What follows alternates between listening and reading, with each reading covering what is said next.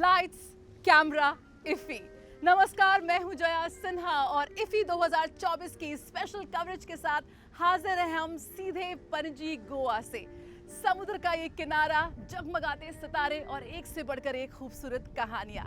IFFI 2024 cinema का इस महाकुंभ में हर वक्त कुछ ना कुछ घटता रहता है और हर उस खबर की सीधी कवरेज हम आपके लिए लेकर आए हैं डीडी न्यूज के स्पेशल कार्यक्रम लाइट्स कैमरा और इफी के साथ। तो देर कैसी, आइए आपको ले चलते हैं सिनेमा के इस जश्न में। सिनेमा की इस दुनिया में अपनी एक पहचान हो, इस चाहत के साथ लाखों युवा हर रोज पहुंचते हैं माया नगरी मुंबई में अपनी किस्मत आजमाने के लिए। इफी 2024 उन युवाओं को देता है एक अवसर, एक मौका सिनेमा की इस चकाचौंध भरी दुनिया में अपना नाम कमाने का। क्रिएटिव माइंड्स ऑफ टुमारो, इस चुनौती की शुरुआत हो चुकी है इफी 2024 में। आइए आपको दिखाते हैं इसकी एक झलक। क्रिएटिव माइंड्स ऑफ टुमारो भारतीय सिनेमा के भविष्य पर इस बार केंद्रित है। वर्तमान में फिल्म निर्माण में भारत की प्रतिभाशाली युवा प्रतिभाओं की खोज और उन्हें आगे बढ़ाने के लिए एक बेहतरीन मंच साबित हुआ है क्रिएटिव माइंड्स ऑफ टुमारो। अपनी तरह के इस सबसे बड़े पूर्ण समर्थित मंच के रूप में सीएमओटी उभरते रचनाकारों और सिनेमा जगत के दिग्गजों के बीच बातचीत, जुड़ाव और सीखने को बढ़ावा देता है। इस साल सीएमओटी कार्यक्रम में एक कदम और आगे बढ़ते हुए विस्तार किया गया है, जिसमें 13 फिल्म निर्माण विधाओं में 100 युवा प्रतिभाओं को शामिल किया गया है, जबकि पिछले संस्करण में 10 विधाओं में 75 प्रतिभाएं शामिल थीं। So this year we've expanded the Creative Minds of Tomorrow. We've actually added a third, 33% more contestants, so we have a total of 100, which makes it very exciting. It's a little tougher, more competitive within the groups because they have more people trying to do some of the same jobs. But I think it gives them a chance to specialize so that they're not being a cameraman and a part-time director and a scriptwriter, but the scriptwriters are working on scripts and the cameramen are working on filming. So it's a good addition. We have a great crop of emerging talent this year, which we're very excited about.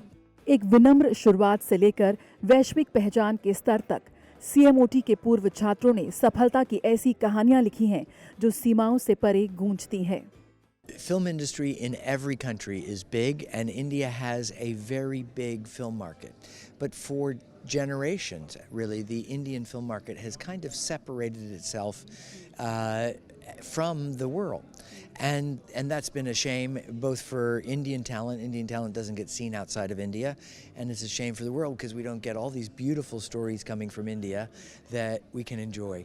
And really, the Film Bazaar creates this important step for Indian filmmakers to have their film seen and bought, and also the other way, which brings exposes filmmakers here to international standards, international ways of doing business. चाहे वे dune, nimona और मेग 2 जैसी करोड़ों dollar की Hollywood blockbuster फिल्मों में योगदान देना हो या कान, टोरंटो, बर्लिन और इंटरनेशनल एमी अवार्ड्स में प्रशंसा और सराहना हासिल करना। इस टाइमर पर इस वक्त नज़र टिकी है सभी की, क्योंकि शुरुआत हो चुकी है क्रिएटिव माइंड्स ऑफ टुमारो की और यहाँ पर चुनौती है 48 घंटे की, जिसमें बनानी है 7 मिनट की फिल्म। इस बार क्रिएटिव माइंड्स ऑफ टुमारो का दायरा बढ़ाते हुए 100 युवाओं को इसमें शामिल किया गया है। इफी 2024 में क्रिएटिव माइंड्स ऑफ टुमारो पर सभी की नज़र टिकी है, क्योंकि ये एक बेहद शानदार मंच है हमारे युवाओं को उनके सपने पूरा करने का। हमारे साथ जुड़े हुए हैं, आप बताइए आप कहाँ से आए हुए हैं और क्यों इसका हिस्सा बने? आई एम दीपांशु, मतलब मैं जयपुर राजस्थान से रहने वाला हूँ। मैं अभी पुणे में फिल्म इंस्टीट्यूट में पढ़ रहा हूँ, तो सीएमओटी के लिए अप्लाई किया था, तो मैं यहाँ पे एज अ पार्टिसिपेंट यहाँ पे आया हूँ। It's a very good platform like for young film maker, मतलब हम जैसे यंग फिल्म मेकर के लिए काफ़ी एक अच्छा प्लेटफॉर्म है कि हमको एक चांस मिलता है कि लाइक यहाँ पे एक 48 आवर्स में हमको एक फिल्म बनानी है। यहाँ पे कुछ टैलेंट कैंप भी लगाएंगे जिसमें लाइक बड़े प्रोडक्शन हाउसेस भी आएंगे और कुछ ऐसे लोग आएंगे, तो उनके साथ कर सकते हैं। नेटवर्किंग के लिए काफ़ी अच्छा स्पेस है ये, so it's very good opportunity. So yeah I am very grateful, मतलब मैं काफ़ी खुशकिस्मत हूँ कि मैं इसका पार्ट बना। बिल्कुल, तो एक युवा फिल्मकारों को जो सपना देखते हैं इस मुंबई की महानगरी में अपने ड्रीम्स पूरे करने के लिए एक बहुत ही शानदार अवसर है। आप क्यों आए इसका हिस्सा बनने के लिए? मैं असम से हूँ। मैंने इसमें भाग लिया so that I could meet more people of my age group और फिल्म मेकर्स के साथ, ताकि कोलैबोरेट कर सकूँ। And it's a very good platform, this like the top most of the country, so yeah, I'm very lucky to be part of this. जो चुनौती है आपकी 48 घंटे की, जो टाइमर इस वक्त सब जगह चल रहा है, उसके लेकर क्या कुछ आप बनाने जा रहे हैं? हमें ये इस कंपटीशन में हमें एक शॉर्ट फिल्म बनाने हैं 5 से 7 मिनट के बीच में। सो वही है कि we get together with our group and make the best film as we can. हाँ, मेंटर्स हैव उन्होंने जो उनके साथ जो मास्टर क्लास हुई, वो they give us very good tips, so that hopefully हम लोग वो उनके जो टिप्स है वो इम्बाइब करके हम लोग मतलब अपने काम में वो इम्बाइब मतलब दिखा सकते हैं। मैं हिसार हरियाणा से हूँ। मैं CMOT में एज अ राइटर हूँ, एक लेखक के रूप में, पटकथा लेखक के रूप में आया हूँ। 10 लोगों को चुना गया था, जिसमें से 5 लोगों को कहानी लिखने के लिए कहा गया था, जिनकी कहानियाँ अभी 2 दिन बाद आप फिल्मों के रूप में देखेंगे। आप बहुत ही क्रिएटिव, बहुत ही अलग अलग तरह के आर्टिस्ट जो पूरे देश भर से यहाँ आते हैं, आप उनसे मिलते हैं, बातचीत करते हैं। ये बहुत ही अच्छी जगह है, प्लेटफॉर्म है, जहाँ हम अपने आप को लोगों के सामने रख सकते हैं, प्रेजेंट कर सकते हैं, और बहुत ही अच्छी अपॉर्चुनिटीज़ हैं। तो उसके लिए आई थिंक कंट्री में वन ऑफ द बेस्ट जगह है, सबसे अच्छी जगह। मैं पुणे से हूँ और CMOT ने एक सोशल मीडिया पे स्टार्ट किया था कि आप फिल्म्स आपकी सबमिट कर सकते हो यहाँ पे, एंड मैंने वो देख के मेरी जो शॉर्ट फिल्म मैंने बनाई थी, जो 2D एनिमेशन थी, मैंने भेज दी। एंड आफ्टर कुछ महीनों बाद मुझे उनके थ्रू एक रिप्लाई आया जिसने बताया कि आप सेलेक्ट हो गए, आपको एक जूरी ने सेलेक्ट किया है and you are invited to Goa. And उसके वजह से हम यहाँ पे आए हैं कुछ दिन पहले, एंड मास्टर क्लासेस चल रही है, कुछ एक्टिविटीज़ चल रही हैं, एंड आज जाके फिल्म चैलेंज स्टार्ट हुआ है, जिसमें हमको 48 घंटे में एक मूवी बनानी है छोटी सी। इन युवाओं ने वैश्विक मंच पर अपनी उपस्थिति को मजबूत करते हुए रचनात्मक मंच पर एक अमिट छाप छोड़ी है। इस वर्ष CMOT को भारत के सभी हिस्सों से 13 विभिन्न फिल्म विधाओं में करीब 1000 से ज्यादा प्रविष्टियां मिली। अब सबकी नजरें हैं 48 घंटे के फिल्म निर्माण चैलेंज पर, जिसमें 20 सदस्यों की 5 टीमें अपने पूरे जोर शोर से जुटी हुई हैं। फ्यूचर इज नाउ की थीम के साथ इफ़ी 2024 केंद्रित है युवाओं पर। क्रिएटिव माइंड्स ऑफ टुमारो एक ऐसा मंच जो दे रहा है देश भर से चुने इन युवाओं को सिनेमा की इस दुनिया में अपनी पहचान, अपनी जगह बनाने का। कैमरा पर्सन अजीत के साथ जया सिन्हा, DD न्यूज़, पणजी, गोवा।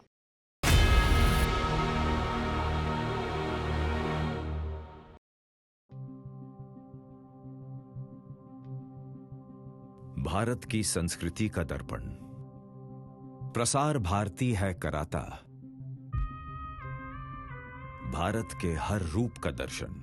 भारत का लोक प्रसारक प्रसार भारती का अपना OTT प्लेटफॉर्म वेव्स लाइव हो चुका है।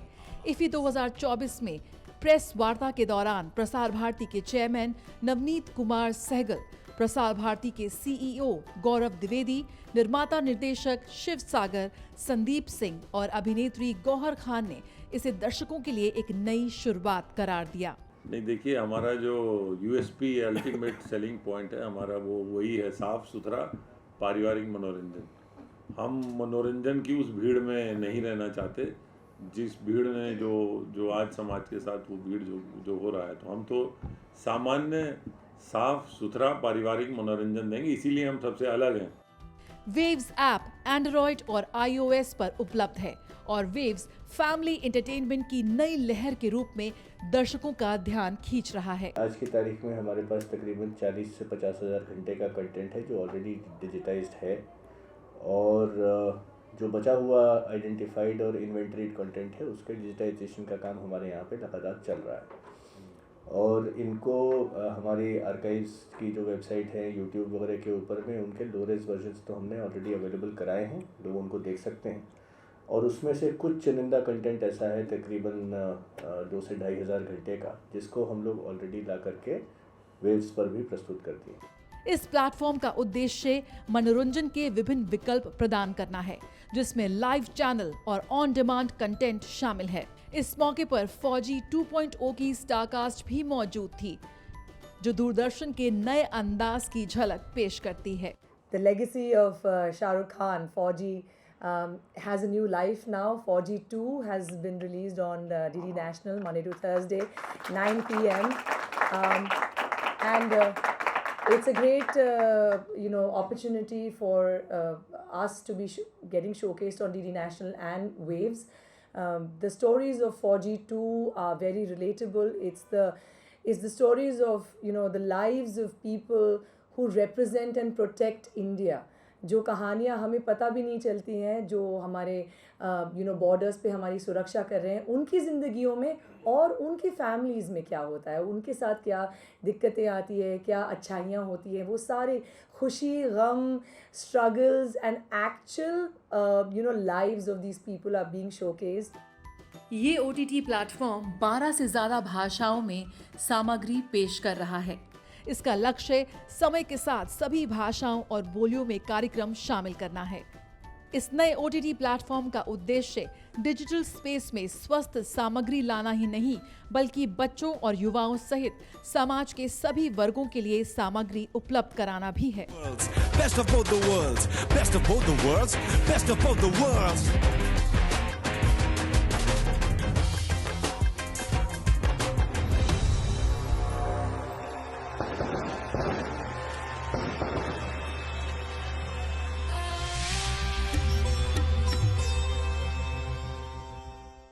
भारत का राष्ट्रीय प्रसारक प्रसार भारती ने कदम रखा है OTT प्लेटफॉर्म्स की दुनिया में और मार्केट में आया है भारत का अपना पहला OTT प्लेटफॉर्म वेव्स।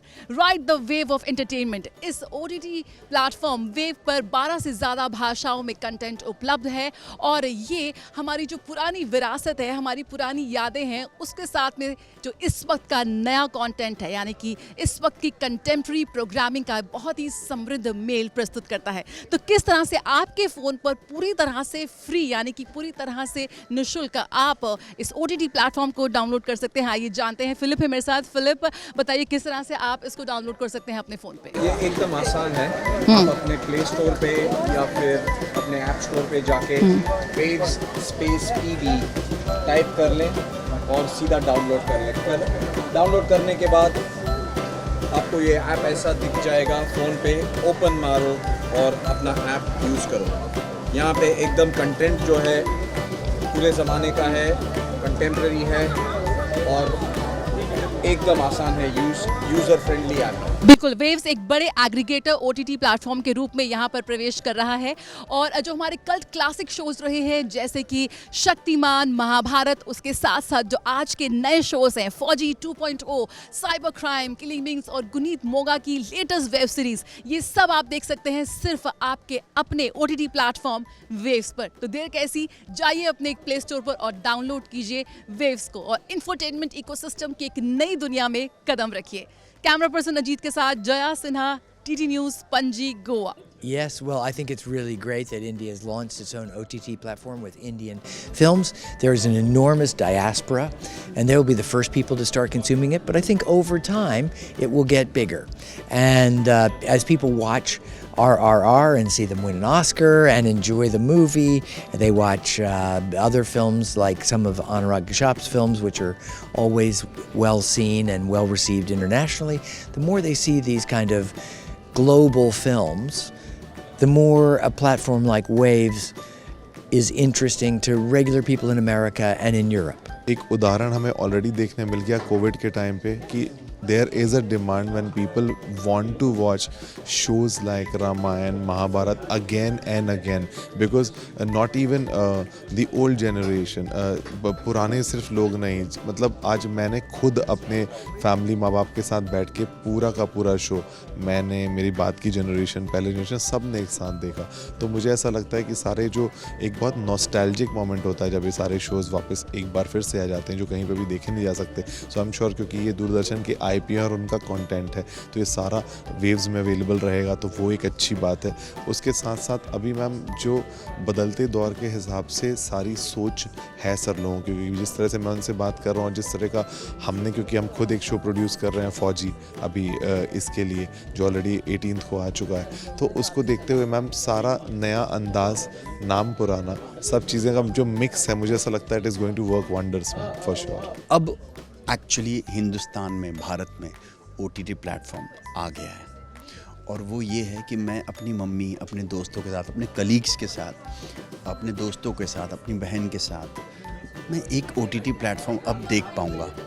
और वो उससे बेहतर क्या होगा कि हम दूरदर्शन पहले फैमिली के साथ देखते थे, अब दूरदर्शन का जो नेशनल वेव आने वाला है ना through this OTT platform, I think ये बहुत इम्पॉर्टेंट था। ये सरकार को कई साल पहले कर देना चाहिए था, ताकि जो पहले OTT प्लेटफॉर्म्स आए हैं और अपने IPO खोल के, क्योंकि उनको पैसा कमाना था, यहाँ तो किसी की सोच ही नहीं है पैसा कमाने की, यहाँ पे ये है कि लोगों की सोच बदली जाए। तो उस तरह का वेव्स आएगा और आप देख लीजिएगा कुछ सालों में ही waves will be number 1 and it will, हर देश, हर घर, हर लोगों के पास वेव्स की सोच पहुंचेगी और लोगों की सोच बदलेगी और कंटेंट, फिल्म मेकर्स की सोच बदलेगी, लिखने की सोच बदलेगी, अभिनय की सोच बदलेगी। भारतीय सिनेमा के विकास में और वैश्विक मंच पर इसके बढ़ते कद में बड़ा योगदान है भारत के अंतर्राष्ट्रीय फिल्म महोत्सव का। बहुत ही कम समय में इफ़ी ने खुद को दुनिया के सबसे प्रतिष्ठित फिल्म महोत्सवों में शामिल किया है, लेकिन इसकी शुरुआत कैसी थी? आइए आपको लिए चलते हैं भारत के अंतर्राष्ट्रीय फिल्म महोत्सव के सुनहरे सफर पर। 72 years ago, a vision to unite the world through the universal language of cinema took shape. The International Film Festival of India, also known as IFFI, was born, igniting a cinematic revolution. When the curtains first rose in Mumbai in 1952, history was in the making. Through the flicker of 40 features and 100 short films, the first International Film Festival of India illuminated screens and imaginations alike. What began just as a celebration soon transformed into an arena of excellence.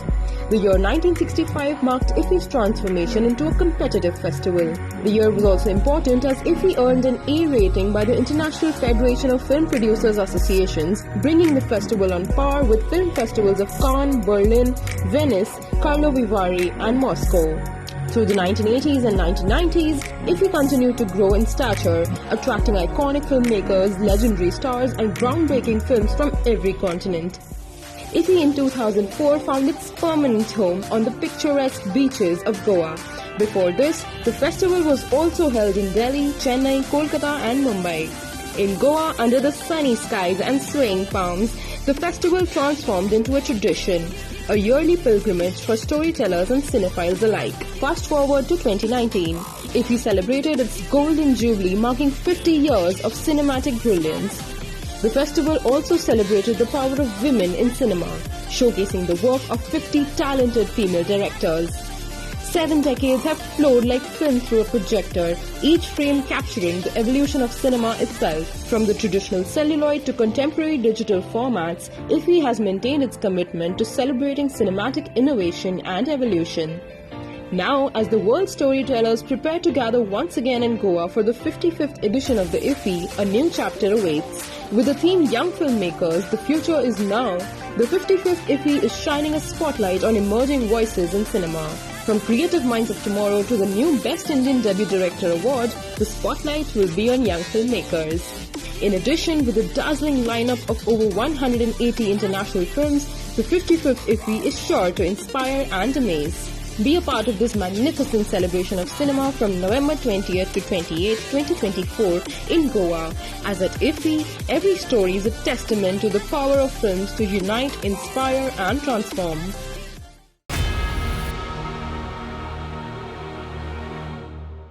Panel discussions, master classes, press conference, gala premiere, red carpet. Bharat के अंतर्राष्ट्रीय film महोत्सव के 55वें संस्करण में हर वक्त कुछ ना कुछ घटता रहता है। तो आइए आपको दिखाते हैं डे 2 की IFFI हाइलाइट्स।